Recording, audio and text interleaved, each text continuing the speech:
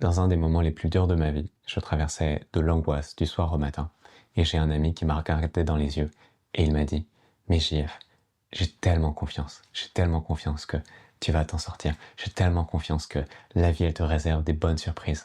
Garde la foi mon JF. » Et ça m'a fait tellement du bien de l'entendre. Et c'est exactement ce que je veux te dire dans cette vidéo.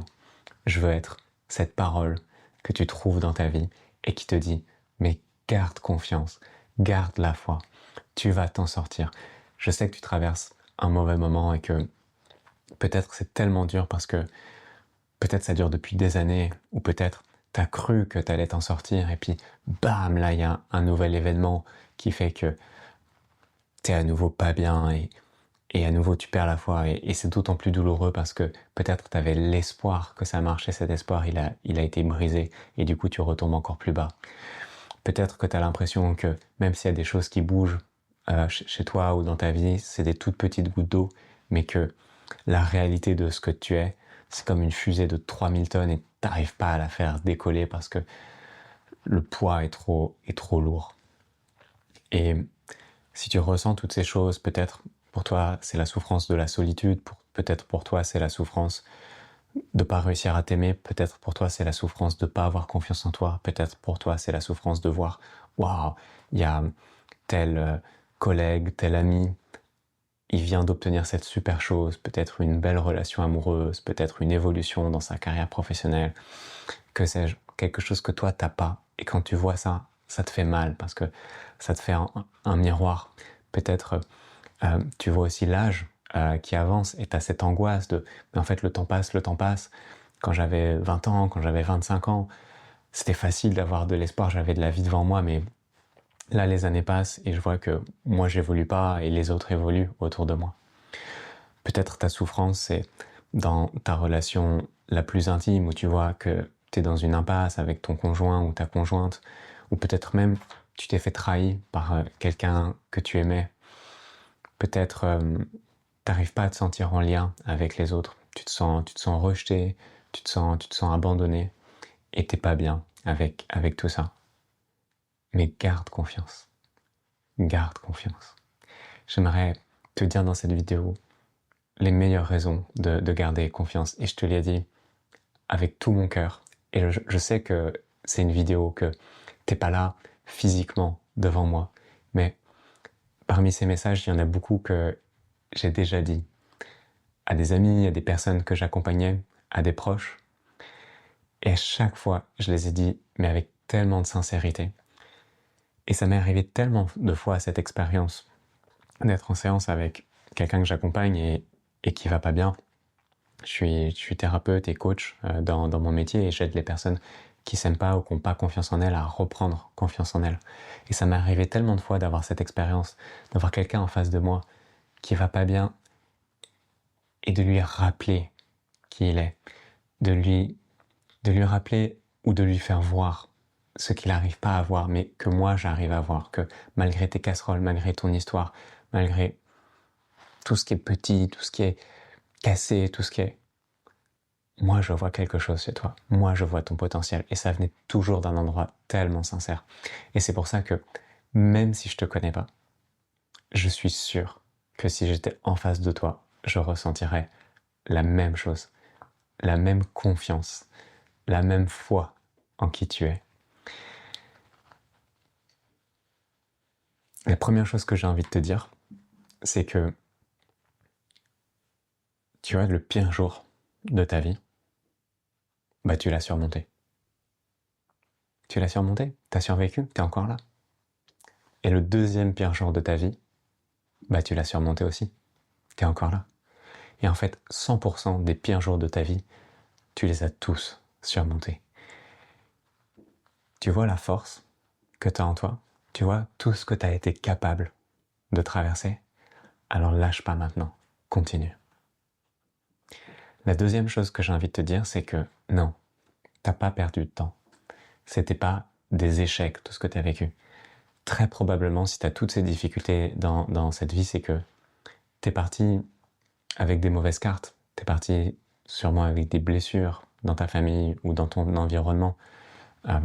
Des choses qui t'ont pas aidé à avoir confiance en toi, à t'aimer, à avancer dans la vie. T'es parti avec ces mauvaises cartes. Et avec ces mauvaises cartes, peut-être que c'était juste impossible en fait de faire mieux. Peut-être tu te dis mais oui j'aurais pu prendre telle décision, j'en serais là, et t'as des regrets comme ça, t'as des remords. Mais est-ce que t'aurais vraiment pu prendre avec qui tu es, avec là où t'en étais, cette décision? Moi je crois pas, moi je crois que ça faisait partie du chemin et que ce chemin il est long, ce chemin il prend des années et c'est normal. Et c'est normal que ça prenne du temps et c'est normal que peut-être ça prenne plus de temps pour toi que pour les autres. Combien de fois j'ai vu des personnes en séance ou dans des groupes comprendre « Waouh, mais en fait si je fonctionne comme ça, c'est normal avec mes blessures. » Et donc là je vais pas pouvoir, pour ton cas particulier, t'expliquer, mais je suis sûr que si on prenait le temps, tu verrais, mais waouh, mais en fait c'est tellement normal que je réagisse comme ça, c'est tellement normal. J'ai fait de mon mieux avec mon cerveau, ses blessures et mes émotions telles qu'elles étaient. Et n'importe qui aurait grandi dans les mêmes conditions que toi, je te promets que sa vie, elle aurait été la même. Parce que oui, on a un pouvoir sur la vie, mais on subit aussi le contexte extérieur et le contexte intérieur, la chimie de nos corps, nos neurotransmetteurs, l'impact de notre trauma dans notre fonctionnement émotionnel, toutes ces choses-là. Et donc, tout ce que tu juges comme c'est pas normal que je sois comme ça, bah si, c'est normal et t'y pouvais rien. Ensuite, j'aimerais te dire que il n'y a pas d'âge pour changer. Moi, j'ai vu des personnes à 60 ans me dire mais waouh, j'ai vécu telle expérience, ça a transformé ma vie. Je me souviendrai toujours d'un ami, Jean-Luc, qui a vécu avec moi plusieurs mois dans un monastère bouddhiste et qui luttait avec ses démons intérieurs, et c'était tellement difficile, et combien de fois je l'ai entendu dans des partager ses souffrances. Et un jour, je le croise dans la cuisine et il a un sourire et il me dit ça y est, j'ai lâché prise, ça y est, j'y suis arrivé. Et il a vécu une transformation, le gars, c'était trop beau à voir. Et donc, même si tu as 50 ans, 60 ans, 70 ans, tu peux encore changer. Et si tu es encore plus jeune que ça, bah, tu peux encore plus. Ensuite, ce que j'ai envie de te dire, c'est que peut-être la voix en toi qui te dit « mais à quoi bon, mais j'en suis pas capable », bah en fait, justement, cette voix, c'est ta blessure. Et toi, tu te dis « mais cette voix, c'est la voix de la raison, c'est la voix qui est réaliste ». Est-ce que t'en es si sûr? Est-ce que la voix qui est réaliste, c'est pas que, en fait, c'est possible que tu évolues. Et cette voix qui te dit, peut-être depuis toujours, j'en suis pas capable, je n'y arriverai pas.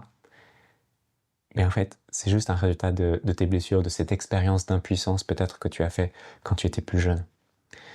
Et je sais qu'elle peut sembler tellement convaincante, elle peut sembler avoir tellement de dire vrai, mais c'est juste une voix, c'est pas la réalité objective. Alors j'aimerais t'inviter à te relever, à continuer d'avancer et de trouver une raison pour le faire.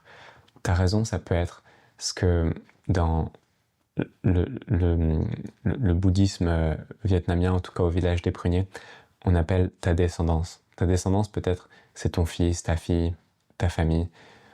Peut-être c'est les personnes que tu vas croiser, tes amis, ceux à qui tu vas transmettre quelque chose, un sourire, ta présence, dans ce qui a du sens pour toi. Peut-être c'est un engagement associatif, peut-être c'est une personne à laquelle tu tiens, qui a besoin de toi, peut-être c'est juste les gens que tu croises dans ta vie et à qui tu peux apporter ce sourire, cette présence, quelque chose de bon. Tiens et ne tiens pas que pour toi. Trouve la personne, la raison, le sens pour lequel tenir. Et j'aimerais te dire aussi que même avec de la souffrance, ta vie a du sens. Ta vie a du sens et il y a une grandeur en toi. Et cette grandeur, tu la trouves dans ces souffrances. Ta vie, elle peut paraître ordinaire, anodine, mais en réalité, tout ce que tu as surmonté, c'est épique. Je suis sûr que si on arrivait à bien le raconter, on pourrait faire un film sur toi, un film qui montrait à quel point tu as traversé des choses difficiles, à quel point des petites choses simples pour toi ont peut-être nécessité beaucoup de courage, ont peut-être nécessité de passer à travers des peurs profondes. Ton histoire, elle est grande. Et pourquoi est-ce que tu souffres et que d'autres personnes souffrent moins? Je sais pas, c'est le mystère de la vie. Mais moi, je crois que nos vies, elles sont mystérieuses. Je crois qu'il y a quelque chose de plus grand que ce qui se passe entre notre naissance et notre mort. Et je crois qu'il y a une raison pour tout ce qu'on traverse dans nos vies. Et j'adore cette idée qui dit que on a choisi la vie qu'on allait mener, qu'on a choisi nos parents, qu'on a choisi nos traumatismes, qu'on a choisi les souffrances qu'on allait traverser, parce que on est dans cette vie pour apprendre à les dépasser. Et cette perspective, elle peut être choquante quand on voit les choses juste à l'histoire d'une vie, mais si tu crois que la vie est plus que ce qui se passe entre la naissance et la mort, et si tu crois que le sens de la vie, il y a quelque chose de plus grand que juste ta vie, peut-être c'est une idée qui peut résonner pour toi, de croire que ouais, en fait, il y a un sens à tout ça, et que ça paraît tellement absurde à l'échelle de la vie, mais que quand tu te repositionnes, quand tu t'éloignes et quand tu prends du recul, tu te rends compte, mais waouh, c'est tellement mystérieux. Et je sais pas ce qu'il y avait avant, je sais pas ce qu'il y avait après. Mais en fait, ce que je traverse, c'est juste une toute petite chose dans cette grandeur de la totalité de mon existence.